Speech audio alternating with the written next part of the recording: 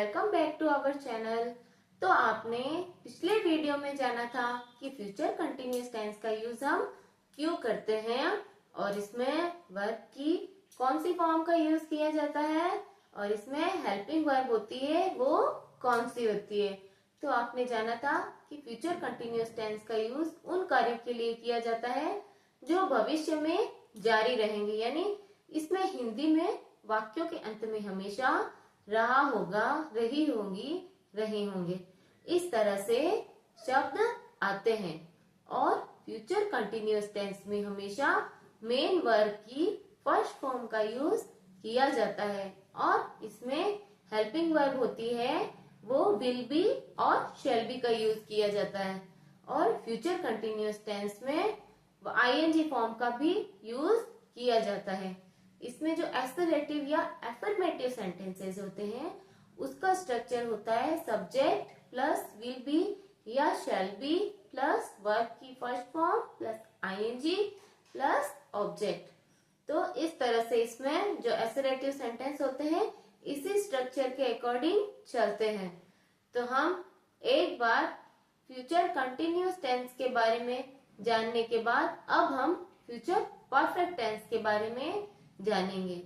तो future perfect tense का use उन कार्यों के लिए किया जाता है जो भविष्य में किसी कार्य होने के बाद समाप्त हो जाएंगे, उसके लिए हम फ्यूचर परफेक्ट टेंस का यूज करते हैं। और इसमें जो हेल्पिंग वर्ब होती है वो होती है विल हैव, शैल हैव।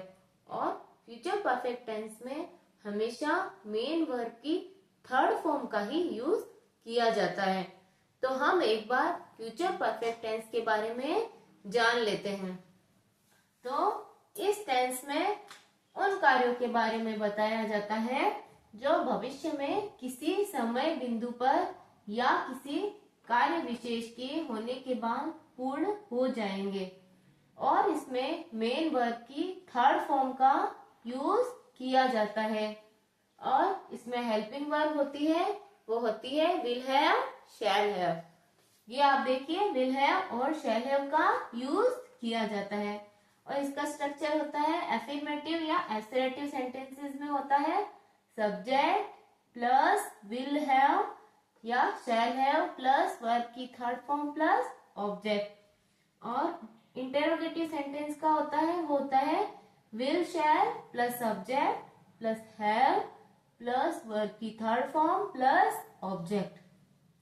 और नेगेटिव का होता है वो होता है subject plus will shell plus not plus have plus verb की थर्ड फॉर्म प्लस ऑब्जेक्ट। और अब हम नेगेटिव इंटेरोगेटिव सेंटेंस का स्ट्रक्चर देख लेते हैं।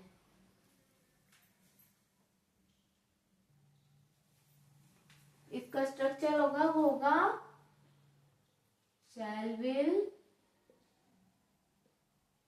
Plus subject plus not plus have plus verb की थर्ड फॉर्म प्लस ऑब्जेक्ट।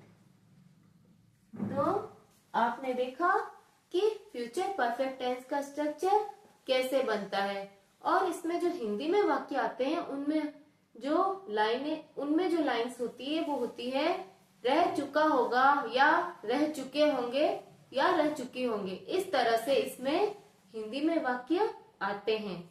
तो हम एक बार इसके स्ट्रक्चर देखने के बाद हम एक बार इसके सेंटेंसेस भी देख लेते हैं।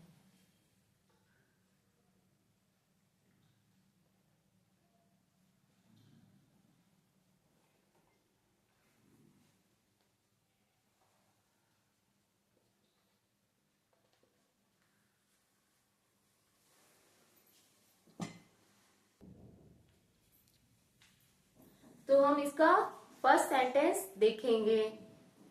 तो इसका फर्स्ट सेंटेंस है आई शैल हैव